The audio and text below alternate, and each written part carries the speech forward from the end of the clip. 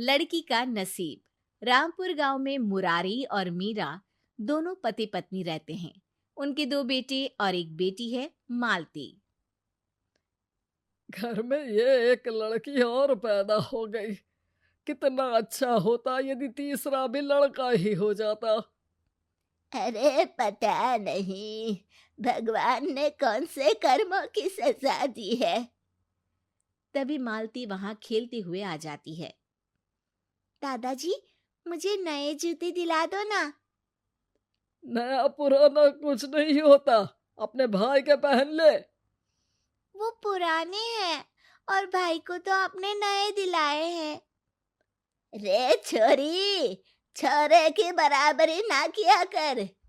वो दोनों तो इस घर के चिराग है, हमारे और तेरे माँ बाप के बुढ़ापे के सहारे हैं। मासूम मालती को कुछ भी समझ में नहीं आता और वो ये सब सहते सहते बड़ी हो जाती है। मालती ने जैसे तैसे 12th पास कर ली। अब कॉलेज जाने की बारी आई। मीरा, तू ज्यादा परेशान ना हुआ कर। हमारे दोनों बेटे शहर की सबसे बड़ी यूनिवर्सिटी में पढ़ रहे हैं।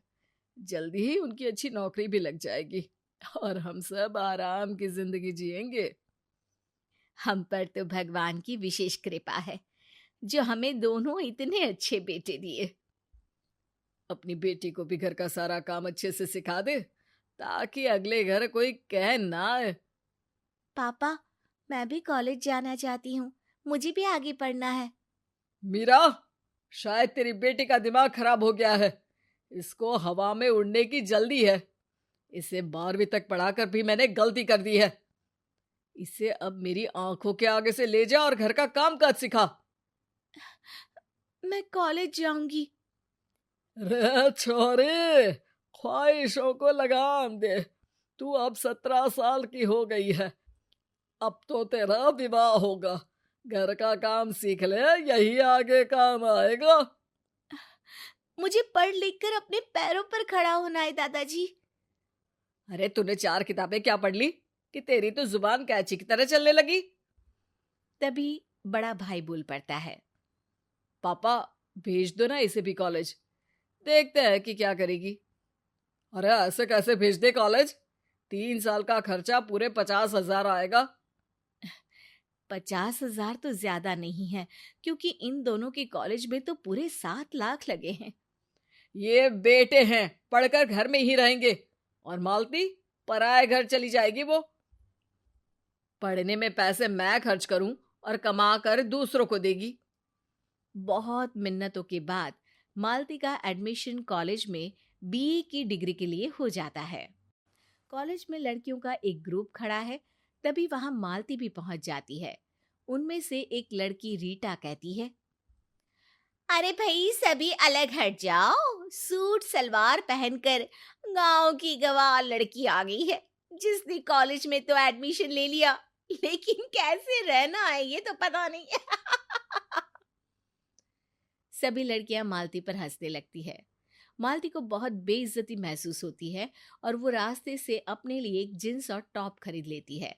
वो मन ही मन सोचती है, कल मैं ये पहनकर कॉलेज जाऊंगी और फिर देखूंगी कि कौन मुझ पर हंसता है। सबका मुंह बंद कर दूंगी।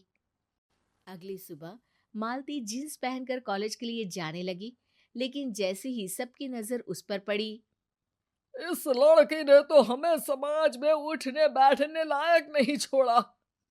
अरे क्या जरूरत थी इसे कॉलेज भेजने की? ये जींस क्यों पहना है? आज से तेरा कॉलेज जाना बंद। अब तो तेरी शादी होगी। ये कपड़े बदल और मुझे लाकर दे। मुरारी मालती से वो कपड़े लेकर जला देता है।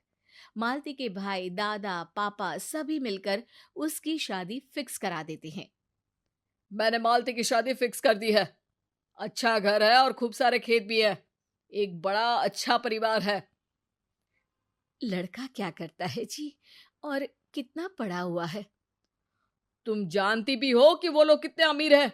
वहां हमारी मालती राज करेगी, राज। अरे लड़का ना भी कमाए तो भी उन लोगों को कोई दिक्कत नहीं आने वाली। जी, आप ये कैसी बात कर रहे हैं?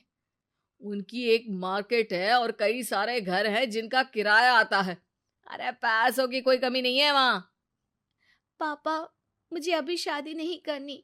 मैं अभी शादी के लिए तैयार नहीं हूँ। भाई मालती को जोर से एक थप्पड़ जड़ देता है। तुझे इतनी भी शर्म नहीं बची कि शादी के बारे में बड़ों के सामने बात नहीं करते? ये सब पढ़ाने लिखाने का असर है। इसकी शादी में मैं पूरे 10 लाख खर्च करने वाला हूँ। इन सारी दलीलों के साथ शादी की तैयारियां शुरू हो गई और वो दिन भी आ गया जब मालती को अपने ससुराल जाना पड़ा। मेरे बेटे को तो पूरी तरह से लूट लिया है। इतनी तारीफ सुनी थी और एक अच्छी गाड़ी भी दहेज में नहीं दे पाए तेरे पापा। माँ जी, उन्होंने मेरी शादी में 10 लाख रुपए लगाए हैं। क्या इतना कम है? अरे कितनी जुबान चलती है तेरी। मेरे बेटे के लिए हजारों रिश्ते आते थे। मेरे तो करम ही फूटे थे जो तेरे लिए हाँ की। शाम को मालती का पति विवेक आता है। वो एक बिगड़ा हुआ लड़का है। मालती, मेरे जूते उतारो और एक गिलास लेकर आओ, साथ में चखना भी बना लाओ। शराब पीना सेहत के लिए हानिकारक है। आप ये शराब छोड़ दीजिए।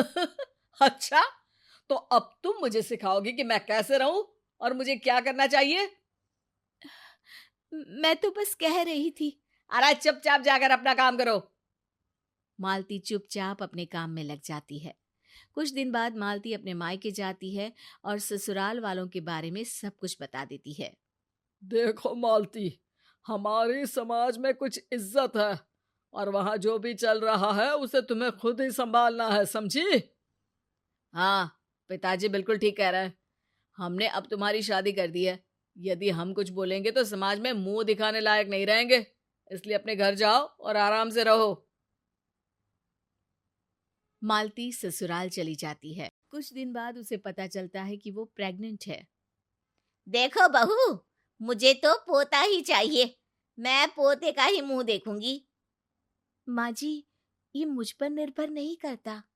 मैं कुछ नहीं जानती। मुझे पोता चाहिए, यानी पोता। मालती को अब आराम करने की जरूरत है, लेकिन वो घर का सारा काम करती है और दिन भर उसे आराम नहीं मिलता। साथ ही विवेक अपने दोस्तों को घर लाता और खूब पार्टी करता। विवेक के दोस्त भी मालती का मजाक उड़ाते रहते। ए बहू, आज काम नहीं करना क्या? कब तक सोएगी? माँ जी, मुझे दर्द हो रहा है। निर्मला विवेक के साथ मालती को हॉस्पिटल लेकर जाती है, जहां मालती एक लड़की को जन्म देती है। रे भगवान, मैंने क्या पाप किए थे जो मुझे पोते का मुंह नहीं दिखाया। अरे ये पनौती बहू ही मेरे नसीब में लिखी थी क्या? विवेक भी मालती के घर फोन कर देता है। मालती ने बेटी को जन्म दिया है, इसलिए मालती को और अधिक प्रताड़ित किया जाने लगा। उसे दिन भर ताने मिलने लगे। मैं और मेरी बेटी आप पर बोझ है, तो आज मैं अपने घर जा रही हूँ। हाँ हाँ, तो जाना।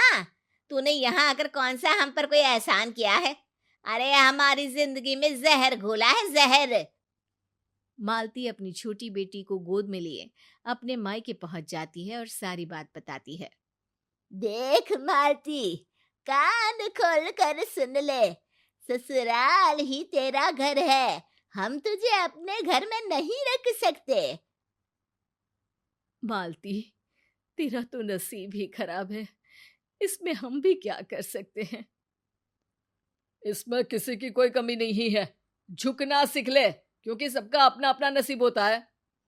मालती अपनी बेटी को लेकर घर के बाहर आ जाती है और मन ही मन सोचती है, मायके वाले कहते हैं ससुराल तेरा घर है, वहां जाओ। ससुराल वाले कहते हैं कि अपने घर मायके जाओ। नसीब मेरा इन लोगों ने मिलकर लिखा है और कहते हैं कि मेरा नसीब ही खराब है। मालती छोटी बेटी को गोद में लिए अनेक सवालों की उधेड़-बुन में लगी है, लेकिन तभी उसे एक प्यारी सी आवाज आती है जो उसे जानी पहचानी लग रही है। वो पीछे मुड़कर देखती है तो वो कोई और नहीं, उसकी स्कूल शिक्षिका है। मैम, आप? हाँ, तुम मेरे साथ चलो। अब तुमने सारे रिश्तों को जान लिया है, समझ लिया है। आओ बेटा, मेरे साथ चलो। एक नई जिंदगी तुम्हारा इंतजार कर रही है। तुम्हारे सपने तुम्हारा इंतजार कर रहे हैं। मालती दौड़कर मैम को गले लगा लेती है और उनके साथ चली जाती है।